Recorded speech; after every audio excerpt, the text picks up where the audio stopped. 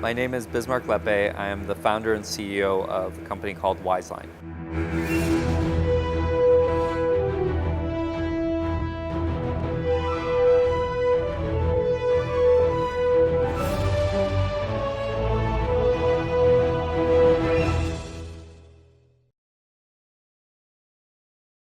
I think I've always had businesses. Growing up, I would sell things on the schoolyard, but I got to the Silicon Valley in 1998 to go to Stanford University, and I was going to be a doctor, but 1998 was the beginning of the bubble. And so I just fell prey to the capitalistic machine that is the Silicon Valley, and instead of going to class, I started working at many different startups. I still graduated, but really I graduated from startups. And so when we started Uyala, which was my first entrepreneurial venture, the first 35 days, we slept, we ate, we showered at the office. And we were working 20-hour days and 7 days a week. And we continued doing that for 4 or 5 years. Eventually, we started taking Sunday off. But through Saturday, we would still be working 10, 15, 20 hours. Now, with this new venture, Wizeline, I have 2 kids, I'm married, I have a third on the way, and it's hard.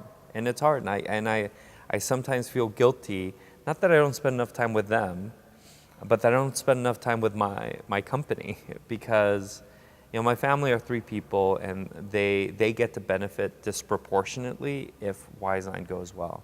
Here we have 500 people that believe in me, believe in the executive team, believe in the vision, and they have families. And so the overall impact is thousands of people are depending on this company doing well.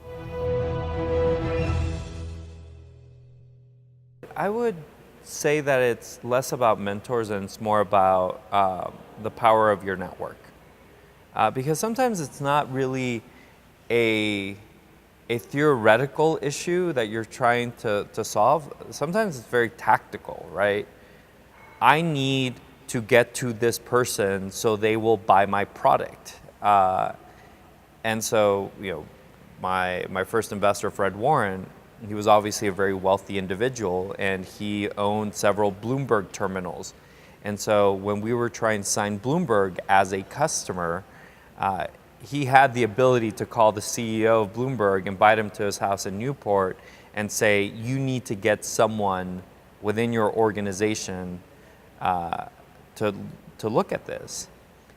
Some fuzzier issues. I had the privilege of working with people like Sheryl Sandberg and Gokul Rajaram, who's now number 2 at Square. And when we were scaling the Uyala operations, I sent Sheryl Sandberg, who's the CEO of Facebook, an email and asked her to meet and just talk through some of the cultural issues that she faced when she scaled the operations at Google. So when Sheryl Sandberg started at Google, she had 1 person that she hired and then grew that team over, through her period at Google to over 30,000 people.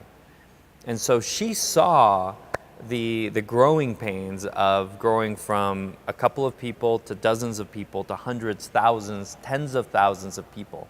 And so it was really nice to bounce ideas off of and for her to provide her perspective on the challenges that we were facing, because we were obviously not growing as quickly as a Google, and we weren't able to do things like Google was able to do in solving problems. The reality is that once you're dealing with a fund, they are investors, and it's important that the entrepreneur not forget that. It's important that the entrepreneur, that the CEO, the executives be honest with the investors, but I think that the personal challenges that could detract from the business actually create potential risk in the business. And so more often than not, I think it's important that mentors be unbiased and not have a stake in the business. And that's why I say that Fred Warren was someone that I learned from, But was he the ideal mentor? No, because he had a vested interest in the business.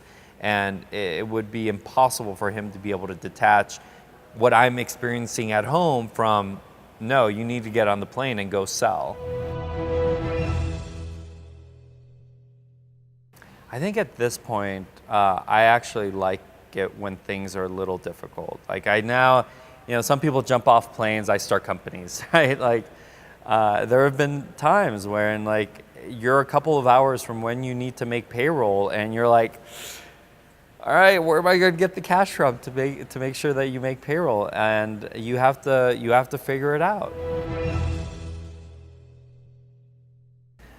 So the two main things I would say that if I could have a conversation with Bismarck Lepe back in 2008, the first one is ask for help and seek out advice whenever you have challenges or concerns. I felt that since investors had given me money and I was the CEO, I had to have all the answers, which is absurd. That's actually not the role of the CEO or the founder. The role is to be successful, make the business successful. And if there are gaps, you need to go figure out how you close those gaps, either by asking for help or hiring people with the right kind of experience. And so that was the first one. The other is because we had investors and I'm like, oh my God, they gave us money and their experience, I need to listen to everything they say.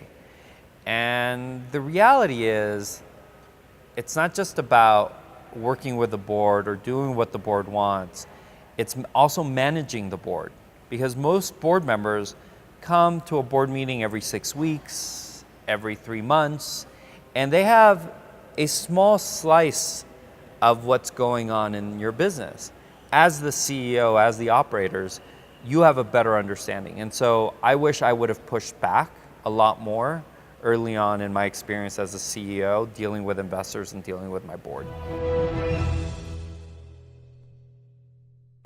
Being an entrepreneur is very humbling because you feel like you're always asking for something. You're asking for someone to join your company. You're asking for investors. You're asking for a customer to take a leap of faith on your product evolving to solve their problems. And I think it's all about painting that big vision. And I think it's also painting a vision beyond, what the business is going to be, but the impact the company could have. So my dad has a 6th grade education, and his father died when he was 14. He's the eldest of 8 kids, and when they were putting his father in the ground, his mother was crying, was inconsolable, didn't know what would become of the family. Would all of his siblings, would he go to an orphanage? And he tells a story that he went up to his mother and he said, I will figure it out. And this is someone who was 14, 6th grade education, and he came to the States, started working as a migrant field worker, sent all of the money back when he was 14, right? Sent all of the money back to Mexico. And he was able to put 6 of his siblings through college. They've all done very well. Many of them are in the US and have lived the American dream. When he got married, he basically left everything he had made, and my parents started from scratch again, and we lived out of our car.